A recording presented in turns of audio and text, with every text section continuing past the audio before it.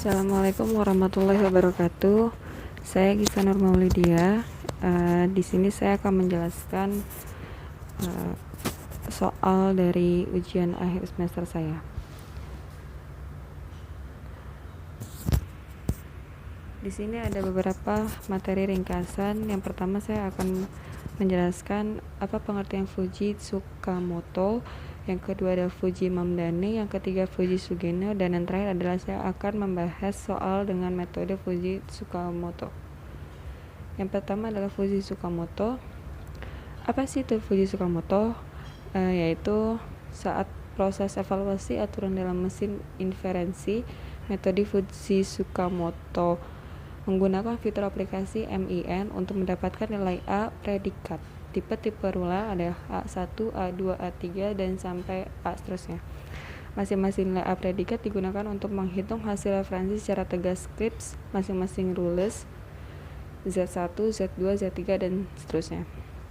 Metode Tsukamoto menggunakan metode rata-rata average dengan rumus seperti ini.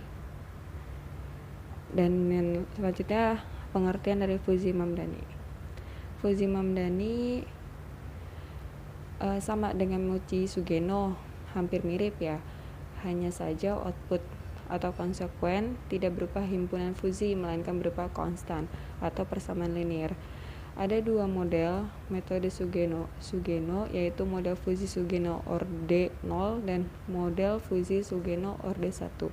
Bentuk umum model Fuji Sugeno orde 0 yaitu if dalam kurung x1 is a1i, dan seperti ini rumusnya. Untuk bentuk umum model Fuji Sugeno orde 1 yaitu seperti di bawah ini. Dan apa sih Fuji Mamdani? Saat melakukan evaluasi aturan dalam mesin inferensi, metode Mamdani menggunakan fungsi MIN dan komposisi aturan rulang menggunakan fungsi MAX untuk menghasilkan himpunan fuji baru. Metode Mamdani sering juga dikenal dengan nama metode Max-Min. Pada metode Mamdani, fungsi aplikasi yang digunakan adalah seperti di bawah ini. Proses difusifikasi pada metode Mamdani tersebut menggunakan metode Centroid dengan rumus seperti berikut. Soal dengan metode Fuji Tsukamoto. Teman-teman, saya akan membacakan dulu soalnya. Suatu tempat usaha kerajinan kerang di Pasir Putih Situbondo akan memproduksi tempat tisu yang terbuat dari kerang. Dari data 1 bulan terakhir, permintaan terbesar mencapai 3.000 buah per hari dan permintaan terkecil sampai 400 buah per hari. Persediaan barang di gudang banyak, sampai 250 buah per hari, dan terkecil hanya 50 buah per hari. Dengan segala keterbatasannya, sampai saat ini tempat usaha kerajinan kerang tersebut mampu memproduksi barang maksimum 3.500 buah per hari. Serta demi efisiensi mesin dan tenaga kerja tiap hari, diharapkan tempat usaha kerajinan kerang tersebut dapat memproduksi paling tidak 700 buah tempat tisu kerang. Apabila proses produksi tempat usaha kerajinan kerang tersebut menggunakan 4 aturan Fuji sebagai berikut. R1, jika permintaan turun dan persediaan banyak, maka produksi barang berkurang. R2, jika permintaan turun dan persediaan sedikit, maka produksi barang berkurang. R3, jika permintaan naik dan persediaan banyak, maka produksi barang meningkat. Dan R4, jika permintaan naik dan persediaan sedikit, maka produksi barang bertambah. Dan ini ada 3 variabel Fuji yang akan dimodelkan, yaitu permintaan terdiri atas 2 himpunan Fuji, yaitu naik dan turun. Berikut adalah grafik naik dan turun dan sedikitnya banyak barang.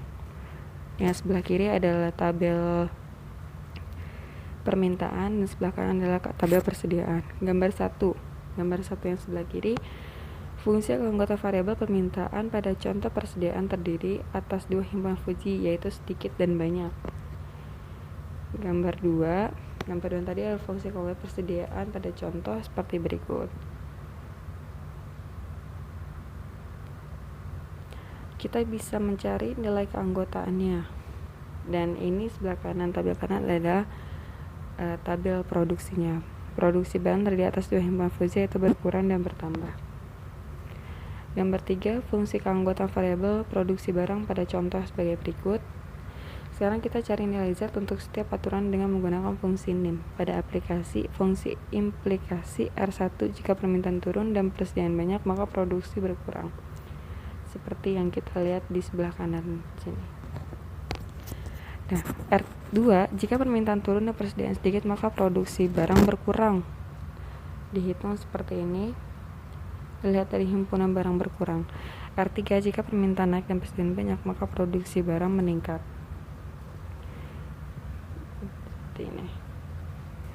Dan R4, jika permintaan naik dan persediaan sedikit, maka produksi barang bertambah. Lihat himpunan produksi barang bertambahnya. Dari sini kita dapat mencari berapakah nilai Z itu.